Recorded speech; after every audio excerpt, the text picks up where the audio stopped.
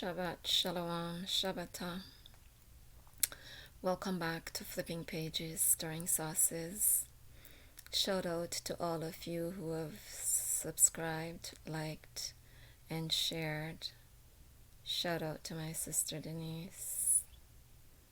And shout out to those other two ladies, so maybe three ladies. Yeah, who have been keeping me company. Tawada and gratitude. My title tonight is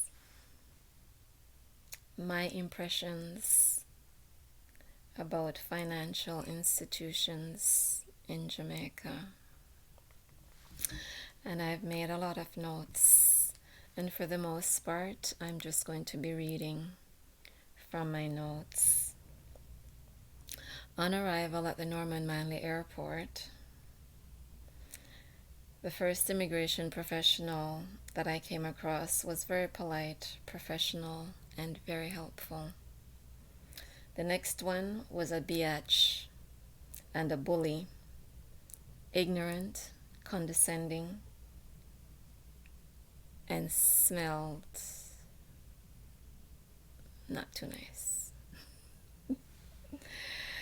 Yeah, the BO was turned up. The next one was a gentleman who was very professional, friendly, and helpful. When I got to the baggage area, the local Jamaicans, as well as the other travelers who were on the plane with me, they were very helpful. Hands came out of nowhere to help me with my luggage. I didn't know how they knew that I was injured, but I didn't have to pick up anything. Yeah, they were very helpful, and I'm very grateful for that. When I got to the area where they checked the luggage, the line that I was in was very long, and the woman was just ripping everyone apart, checking every little thing, and was an absolute biatch. When I saw that the other line was almost empty, I moved over. When it came time for me to be checked, I was honest and clear about what was in my luggage and the purpose of my trip.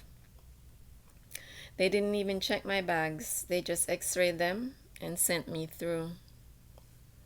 Right away, there was a porter there who packed up my bags and took them outside where my sister Denise was waiting for me.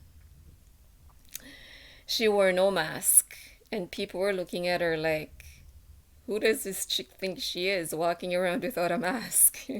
But she wore no mask. She had a nice big hug for me, and she had her naturally beautiful hair in naga knots, also called chiny bumps.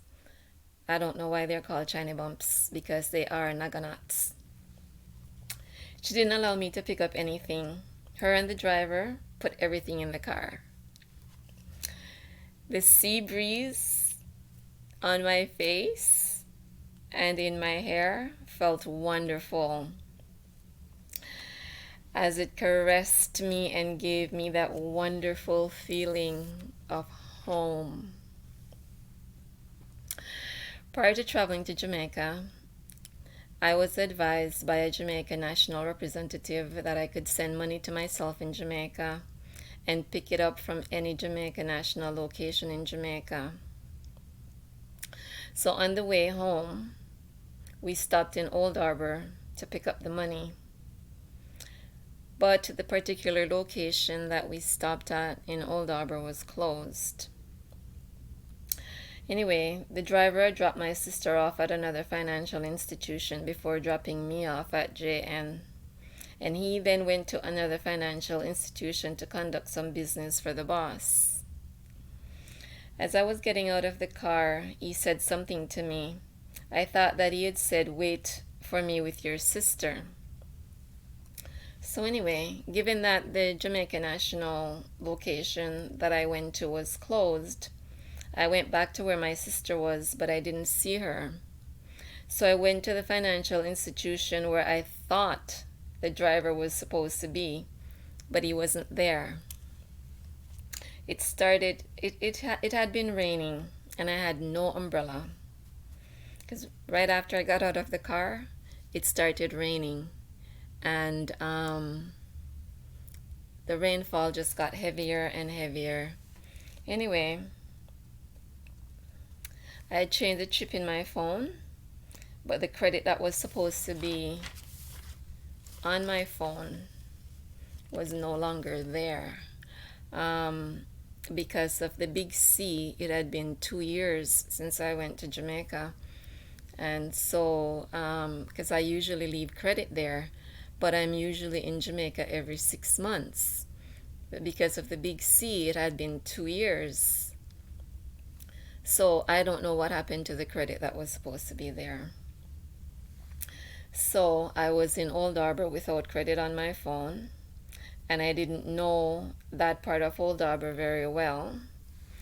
So I decided to wait for the driver to show up at the financial institution where I thought he was going, but he didn't show up.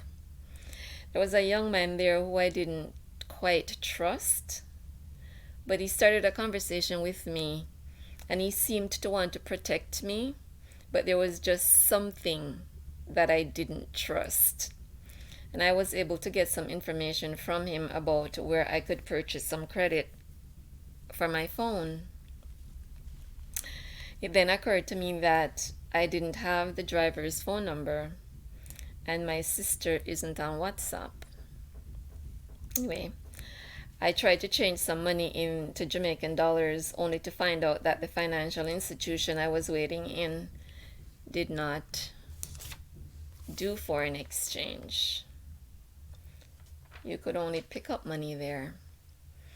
So when the financial institution closed, the young man who had came over and started a conversation with me came over to me and gave me some instructions on how to get back downstairs, as they would be locking up the gate on the side of the building.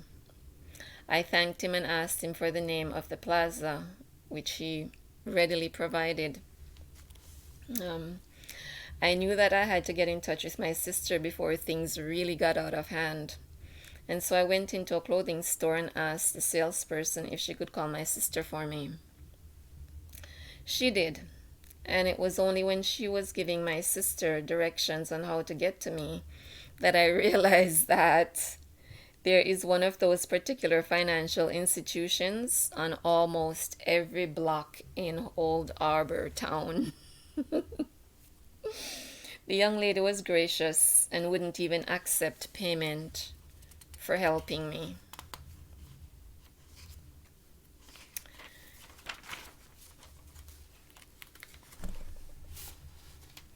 When my sister and the driver showed up to get me, my sister was quite angry with me. She was not interested in why I was where I was. She told me that she went to Jamaica National and they told her that they had been closed for some time and that they had not seen me. I still don't understand why they told my sister that, because I was in such a hurry to get inside out of the rain. I had pulled on the door so hard that it caused this loud noise, and several people came to the door to investigate what was causing this loud noise. And they looked and saw little old me. And they turned around and went back to what they were doing. I kind of did the "I'm sorry" kind of thing with my mouth after I noticed their hours of operations. I was distinctly dressed. So anyway, sometime later I went to Mapen Town to pick up the money. There were 3 Jamaica National locations within 6 minutes of each other. Since I was told in Canada that I could pick up the money at any Jamaica National location, I went to the one that was on the side of the street that I was on.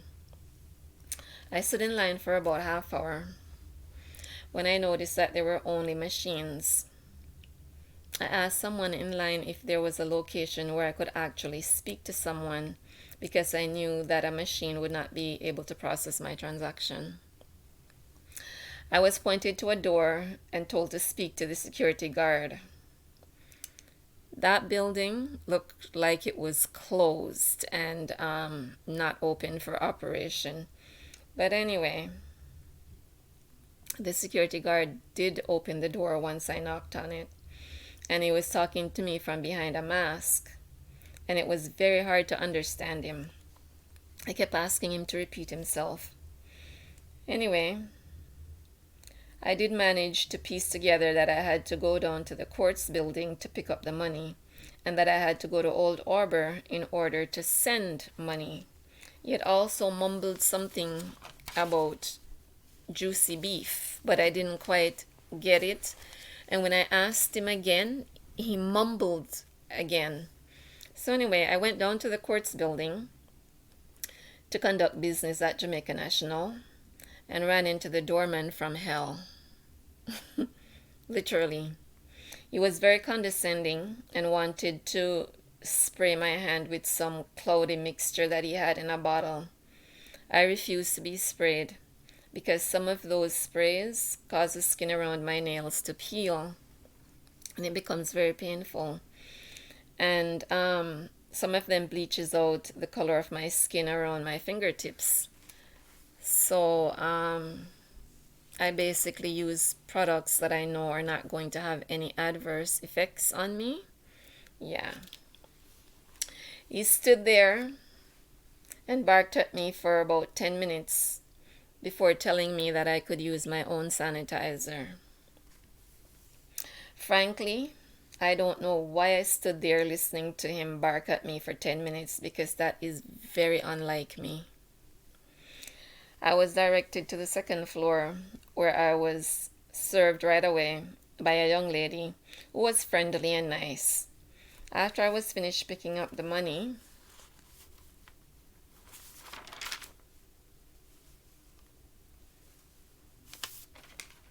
I told her that I wanted to send some money. She told me that I had to go to Old Arbor to send money. I asked her if there wasn't anywhere in Maypen that I could send money from. She said she didn't know.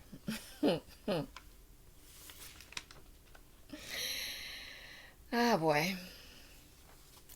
Digicel is in the same building as Jamaica National. So I went to Digicel to find out why I was unable to put the credit on my phone that I'd purchased. And yeah, I had purchased credit and was unable to put the credit on my phone, and it kept telling me to dial this 3-digit number, which I did, and the call didn't go anywhere. So at Digicel, I was given a story about the length of time that my phone was not used, and so the number was put back in the system and resold. The customer service person, as well as the manager, they were not very helpful. They gave me a 3-digit number to call, which is the same number I had been calling. I called it several times, but I wasn't getting an answer. I demanded that the manager do something other than give me a number to call. She tried to brush me off. I wasn't having it. She instructed the customer service person to call head office and speak to them. The customer service person called and identified herself and the location she was calling from. She was hung up on several times, and then she was put in a loop. I requested a refund for the minutes that I had purchased and was told that they could not be refunded. It occurred to me that Digicel is no longer a monopoly, and they do not have a clue about customer service or repeat business. Digicel sells something to you, take it back, resells it, and then forces you to buy it back from them. Who does that? A thief. And that is my impression of Digicel. Anyway, I gave the minutes away, and someone who was grateful for them. Anyway, I gave the minutes away to someone who was grateful for them and decided to take my business elsewhere. Apparently, I have to top up my phone even when I'm not in Jamaica so that my number doesn't go back into the system for sale. Nobody tells you about these things ahead of time.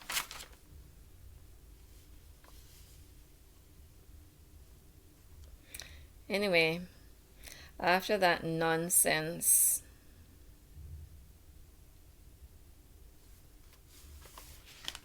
where was I?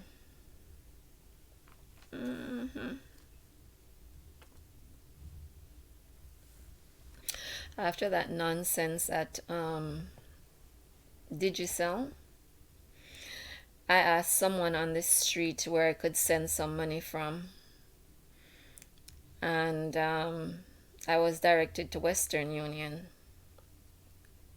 By the time I got to Western Union, I was soaking wet.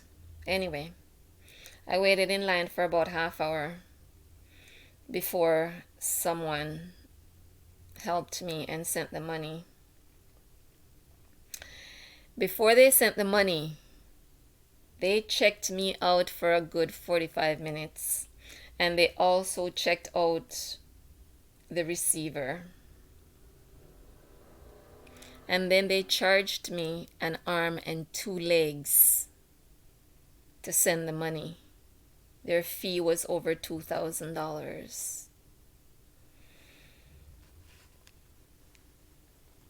Anyway, while they were counting out the money that was given to me, they pulled out some of the money and rejected it because like there was a corner missing or the money was taped up. And that frustrated me because I had to keep exchanging it. Anyway, when I left Western Union, I walked right back down to Jamaica National to inquire of the young lady why she would give me damaged money when she knew that it would be rejected. She said she didn't see it. Anyway, she did exchange the money. I had just left Jamaica National when I received a phone call from the person who was supposed to receive the money that Western Union was not releasing it because there's something wrong with the address. And there was a number that was provided for me to call. I checked the address with the receiver. There was nothing wrong with the address. And I called the number that was provided to me. And I was told that the number was out of my calling area. I tried several ways to call and nothing was happening. I went back to Western Union, where in the first 5 minutes they had determined that they were not going to release the money to the receiver. However, they spent the next hour and a half checking me out. They called Canada, they called the US, they called another country in South America, only to tell me that I've been a good customer for 30 years and that they could not find any issues with me. The money, along with the ridiculous amount that they had charged me for sending it, was given back to me. They further gave me a phone number to give to the receiver to call them so that things could be cleared up between them and the receiver. The information was passed on to the individual. What that individual chose to do with it is none of my business. I wanted my godson to have a happy birthday, and I wanted to send him some money for his birthday. So during a conversation, I learned that I didn't have to go to Old Harbor to send money, and I wouldn't be able to send it from Old Harbor because my address is in Clarendon, not in St. Catharines. So, thank goodness for casual conversation, because I would have spent time and money going to Old Harbor only to be told that because my address is in Clarendon, I couldn't pick up or send money in Old Harbor. The next day, I went back to Maypen to the Jamaica National location that I had gone to initially. Once again, same security guard mentioned Old Harbor to me. I questioned him about that, and he mentioned the location next to the Juicy beef patty place, just up the street in Maypen. I went to the location, waited in line for 2 hours. When I finally got to the window, I explained to the server that I wanted to send some money for my godson's birthday. For some reason, this woman started shouting at me that if I wanted to send money, it had to be written down on a piece of paper. I had to write down who I'm sending it to, where I'm sending it, and what it is for. I had to present my ID and TRN number. I asked her if she had a piece of paper that I could write the info on. She shouted at me, "No." I told her that I had all the information in my phone and attempted to show her my phone. She shouted at me, "Me no want to see your phone. It have to write down on a piece of paper." Now, sometimes I can be very patient, and other times I can just let people have it. I wasn't in the mood that day to let her have it. So I searched my purse and found a piece of paper and proceeded to write the information down. She became so enraged. "Go over there so by the side, go write it down so somebody else can come for me serve them." I moved off to the side, wrote the information down on the piece of paper, and waited for the next server who became available. I was doing what I thought was reasonable to do. When I went up to her window, she told me that she could not serve me. I had to wait in line until the server who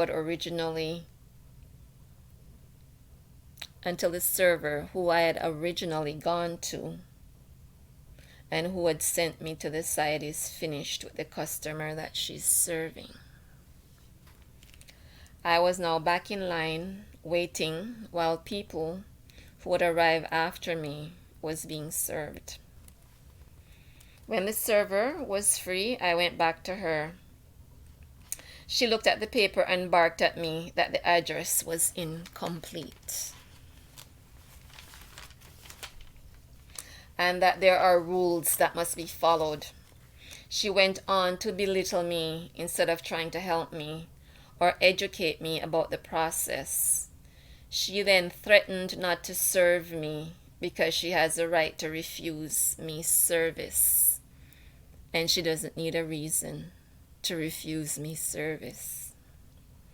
I didn't say anything to her. The more I ignored her, the more upset she got with me. She was provided with a complete address and my ID as well as my TRN number. She took one look at my TRN and told me that I wasn't sending anything anywhere because my TRN was expired. I pointed out to her that it is indicated right on the paper that the TRN does not expire. My goodness, that is when she lost it and told me that I've had that piece of paper since 2013 and it needed to be updated. I had to go to the tax office and update it. The tax office was now closed. She seemed happy that the tax office was closed. And then people in the line was mumbling that sometimes when your transaction is more than their salary for the week, they take it personally.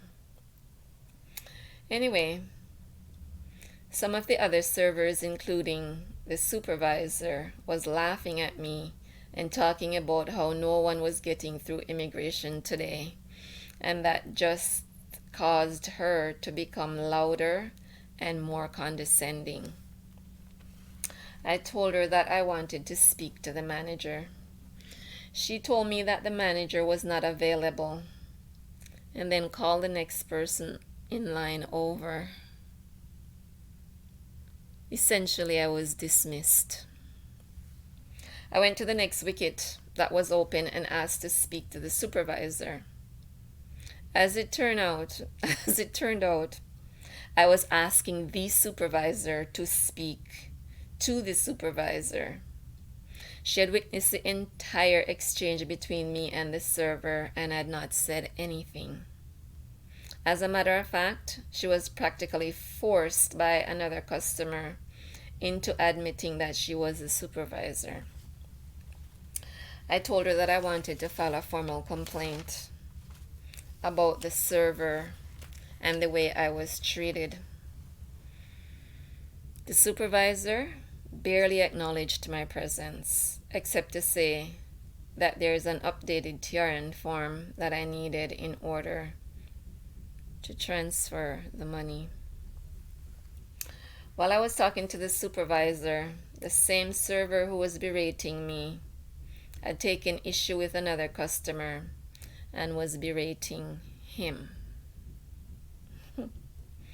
I further noticed that other people were able to transfer money without writing anything down. Everything was verbal. They just told the server who they were sending it to, where they were sending it, why they were sending it, and the amount. And they were taken care of. I started talking to the supervisor about my experience, and the entire place became very silent. Everybody was focused on me talking to the supervisor. I guess it was strange to them because maybe people didn't do that. I don't know. But maybe more people should do that more often. Anyway, I told the supervisor that they were all lacking in professionalism. The server was rude and arrogant. She was condescending, and that she needed training in customer service as well as an attitude adjustment. The supervisor didn't say a word.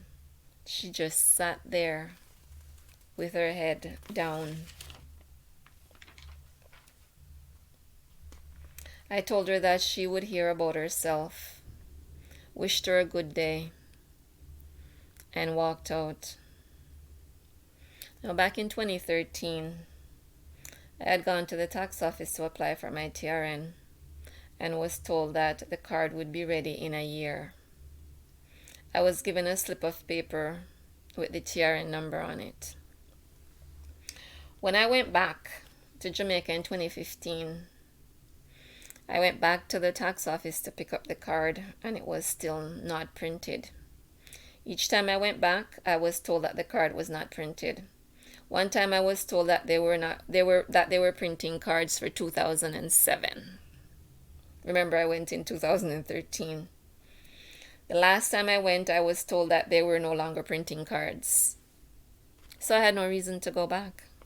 I've just been using my TRN number from that little slip of paper.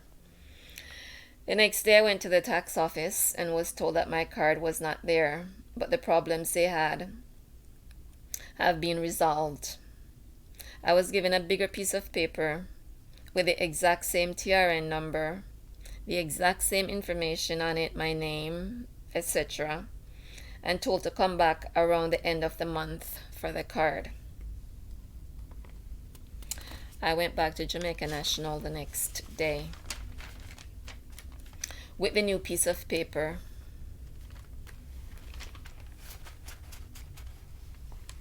While I was waiting in line, there were people complaining about the behavior of the same individual who had berated me.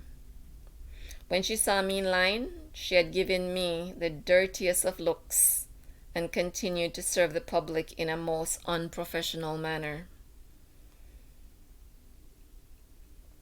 Anyway, thank goodness, or Tawada Awa, somebody else served me. I completed my transaction and left. I did return to Jamaica National some weeks later to change some Canadian dollars into Jamaican dollars. Upon presenting my TRN and my ID, I was asked for my pay stub and a letter of employment in order to complete the transaction. I asked the server, who travels with their pay stubs and an employment letter? Who does that? Whether you're going on vacation, business, going to a memorial service, going to say goodbye, who travels with their pay stubs and employment letter? And why would anyone have an employment letter? As far as I know, employment letters are required when you're trying to get a loan or renew your mortgage or purchase a car or something like that. Anyway, she told me to find another institution to conduct my business. I went outside and I gave the money to an individual who was from another parish to change. And that individual was able to change the money with only a driver's license. I went back to the tax office at the end of the month, around the end of the month, as I was told to do, and was told that my TRN would not be ready for another 6 weeks. The ordinary Jamaican on the street is courteous, friendly, and more than willing to help. The financial institutions, they all need an overall in efficiency and good customer service. Jamaica National, in particular, has left me with a bad taste in my mouth. My impression is that they are lacking in customer service and professionalism. Their employees are ignorant about their services and products. And I've made a conscious decision to no longer do business with Jamaica National, not here in Canada or anywhere in the world. Stay tuned for my experience at Pearson International Airport when I return to Canada, as well as my take on relationships from a female perspective. Shabbat, Shalom, Shabbata, Happy Sabbath, Sabbath family. Baruka, a wall of protection around you. Shalom.